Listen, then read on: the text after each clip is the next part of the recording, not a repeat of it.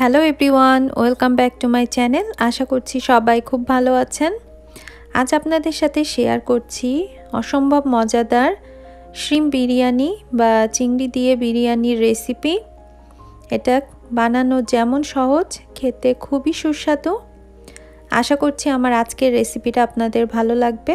আর যদি ভালো লেগে থাকে প্লিজ চ্যানেলটি সাবস্ক্রাইব করে সাথে থাকবেন।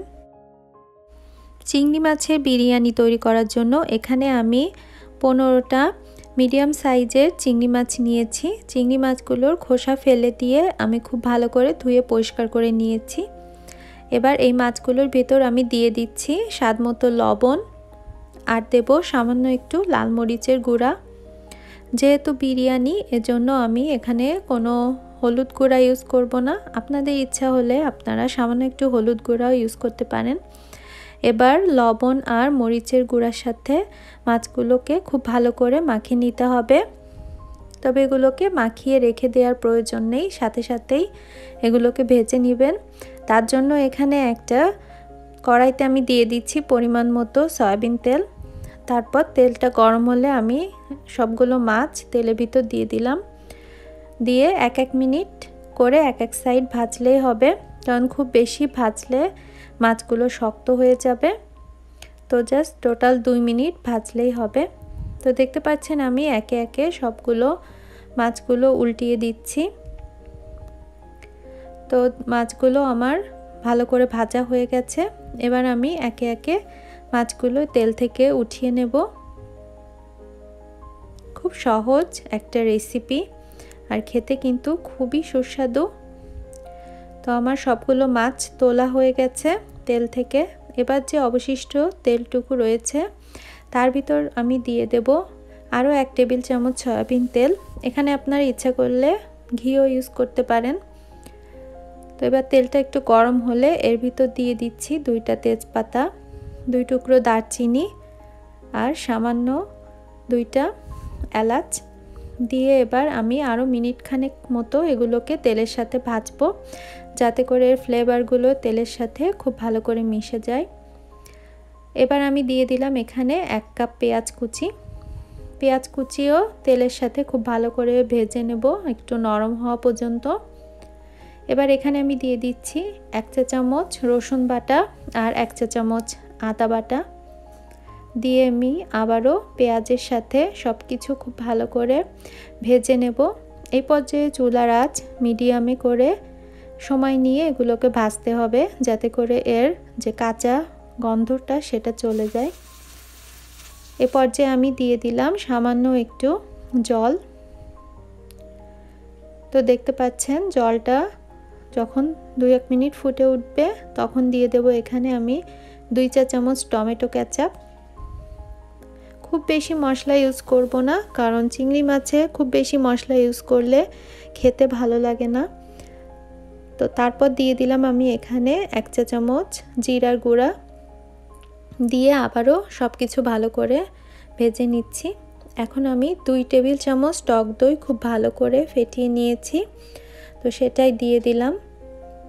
দিয়ে আবারও খুব ভালো করে মশলাগুলো একসাথে কষাতে হবে।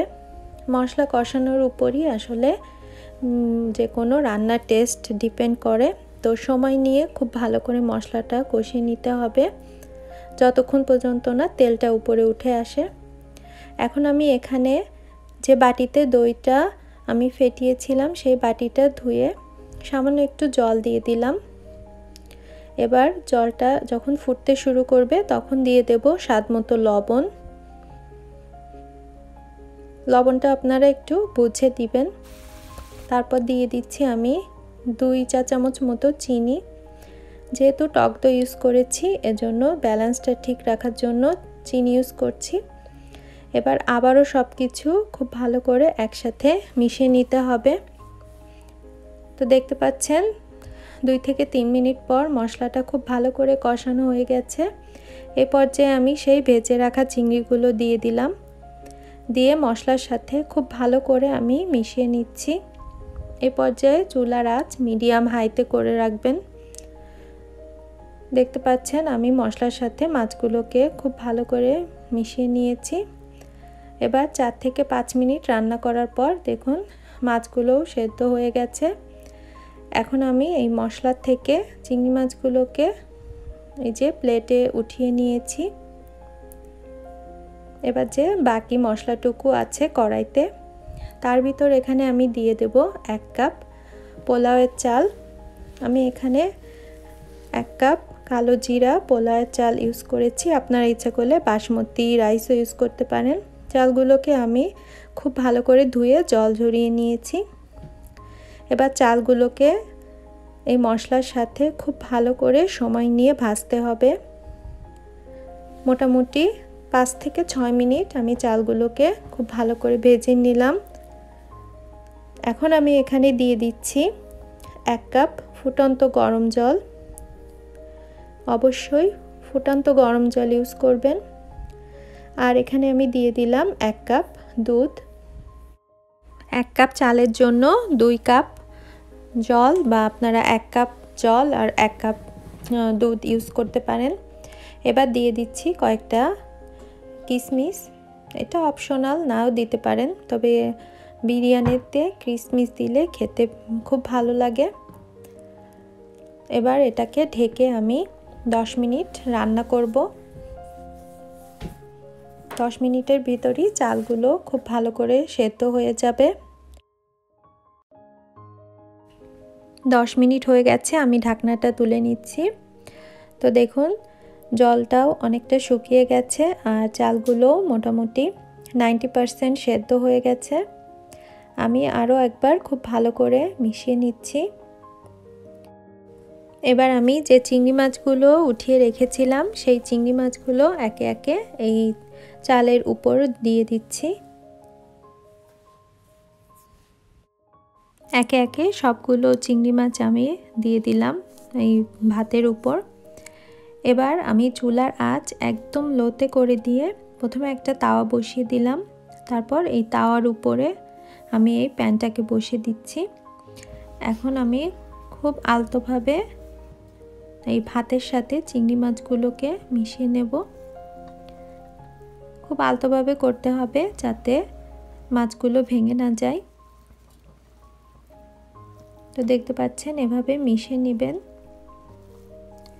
তারপর আমি এখানে উপর থেকে দিয়ে দিচ্ছি কয়েকটা কাঁচামরিচ, আর এখানে দিয়ে দেব আমি 1 টেবিল চামচ মতো ঘি। এখন ঢাকনা দিয়ে ঢেকে একদম লো আছে আমি এটাকে 15 মিনিট রাখবো। তো 15 মিনিট হয়ে গেছে, আমি এবার ঢাকনাটা তুলে নিচ্ছি। তো দেখুন আমার চিংড়ি মাছের বিরিয়ানি একদম রেডি। তো আমি প্লেটে সার্ভ করে দিয়েছি। এটা দেখতে যেমন সুন্দর, খেতে খুবই টেস্টি। অবশ্যই একবার বানিয়ে খেয়ে দেখবেন, আর কেমন হয়েছে আমাকে কমেন্টস করে জানাবেন। রেসিপিটা ভালো লেগে থাকলে প্লিজ চ্যানেলটি সাবস্ক্রাইব করে সাথে থাকবেন। দেখা হবে অন্য কোনো রেসিপি নিয়ে, সেই পর্যন্ত বাই বাই।